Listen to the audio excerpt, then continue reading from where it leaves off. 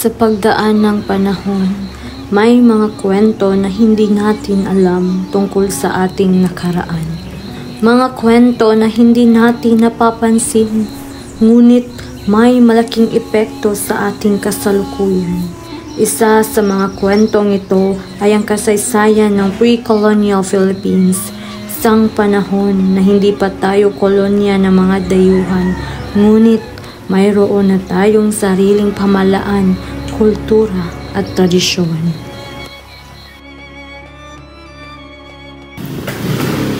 Ginasel, Marian! Maglalaro tayo ng ML! Sige! Bilisan mo naman!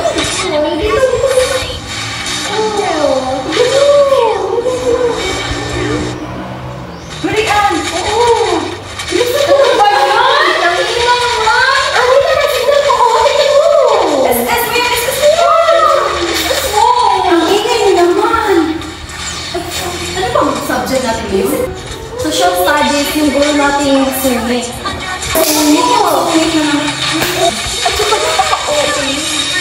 Ay nako, ang boring na naman. Mabuti pang mabuti. Dito na sika! Nandito mo! Sa'yo pa! Ayusin niyo yung pan nyo! Nandito siya! Magandang umaga sa lahat. Magandang umaga po! Ginang Matelos! Magsayo ko na ba?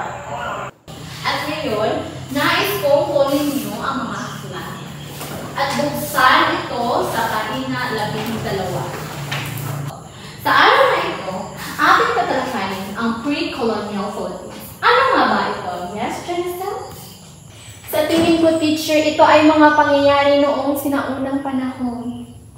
Tama. At bakit mahalagang pag-aralan natin ito? Yes, Mary Ann? Upang malaman natin ang kasaysayan noong, teacher. Tama. At yes, Miriam? At upang malaman natin ang kanilang kultura, ang kanilang mga iba't ibang kultura, teacher. Tama. Ngayon, ating alamin ang governance of barangays, the rule of datos, babaylands, and the council of elders. Ano nga ba ang papel ng barangay noong unang panahon? Ngayon, ating alamin.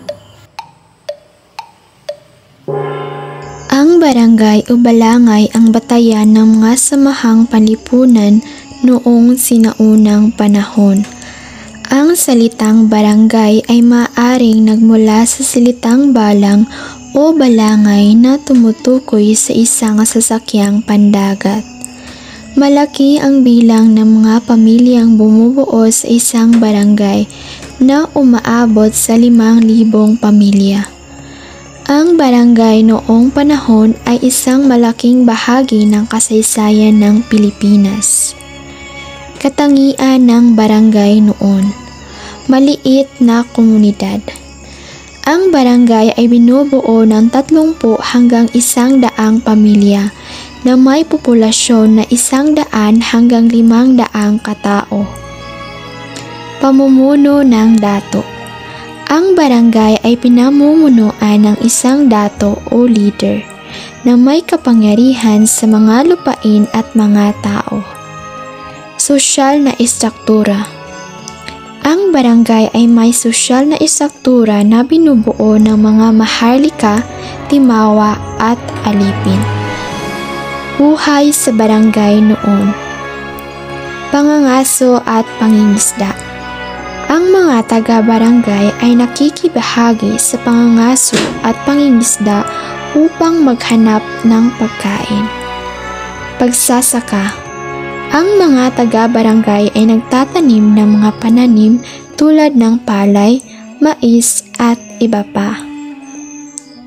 Mga tradisyon at gawain. Ang mga taga-barangay ay may mga tradisyonal na gawain tulad ng paggawa ng mga kagamitan, paghahabi, at iba pa. Ngayon, class, paano ang dato nakakaapekto sa buhay ng mga taga-barangay? Ano ang mga tungkulin ng mga dato sa pananatili ng kaayusan at katahimikan sa barangay? Ano sa tingin niyo? Bago dumating ang mga kolonisador ng Espanya, ang Pilipinas ay hindi iisang bansa. Sa halip, ito ay isang koleksyon ng mga independenteng komunidad, kilala bilang mga barangay.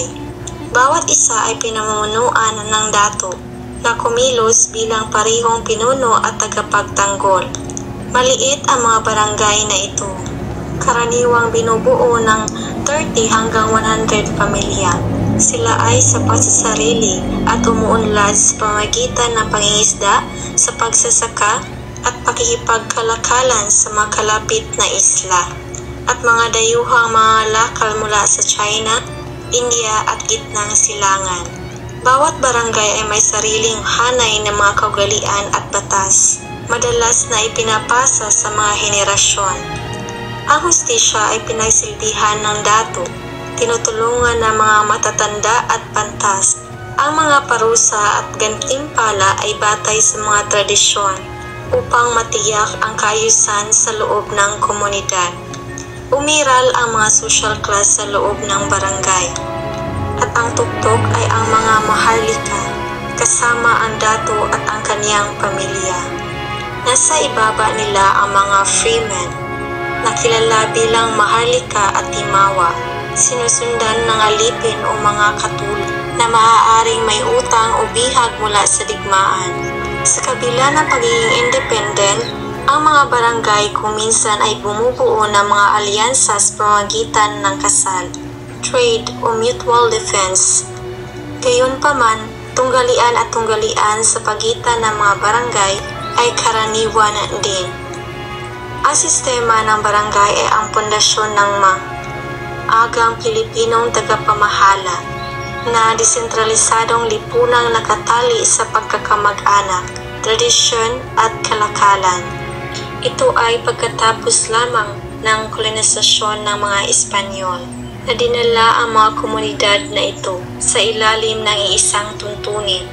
Lumipas ang mga siglong iyon, ang terminong barangay ay nanatiling buhay ngayon. Ngayon class, dumako naman tayo sa mga babaylands. Ano ang papel ng babaylan sa pre-kolonyal na Pilipinas? Ano ang kanilang mga tungkulin? Tara, sabay-sabay nating alamin.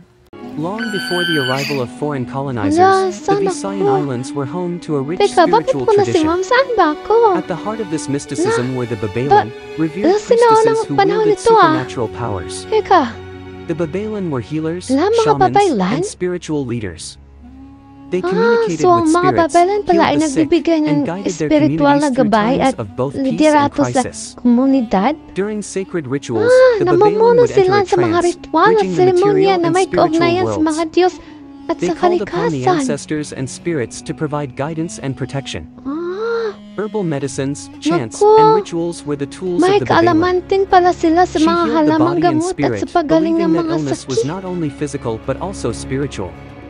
Wow! During Ang times mga of babaylan conflict, pala the nasasabing Babaylan also served as tagapamagitan sa spiritual warriors. pamagitan ng komunidad Their at sa presence on Diyos. the battlefield was said to invoke the protection of the gods, blessing warriors with courage and Wow! strength. Kamanghang-manghang mga But with the babaylan. arrival of Spanish Sila pala ang colonizers, the role of the nagpapanatili ng mga Babaylan was tradisyon at challenged. kaugalian ng komunidad. Considered a threat to the new order, Nagbibigay they were sila ng persecuted and their espiritual na spiritual buhay at practices kalugan sa outlawed. komunidad.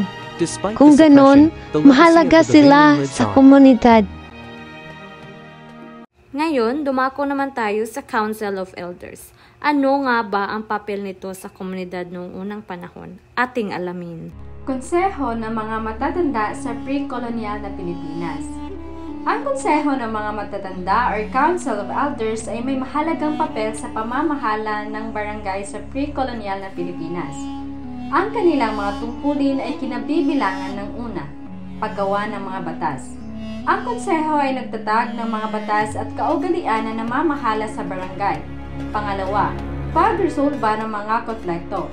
Ang konseho ay responsable sa pagresolba ng mga konflikto at hindi pagkakasundo sa komunidad. Pangatlo, pagpapayo sa dato. Ang konseho ay nagbibigay ng payo at gabay sa dato sa mga mahahalagang desisyon.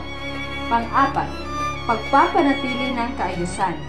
Ang konseho ay responsable sa pagpapanatili ng kaayusan at katahimikan sa komunidad. Panglima at panghuli, pagpapanatili ng kultura. Ang konseho ay nagpapanatili ng mga tradisyon, kaugalian at kaalaman ng komunidad.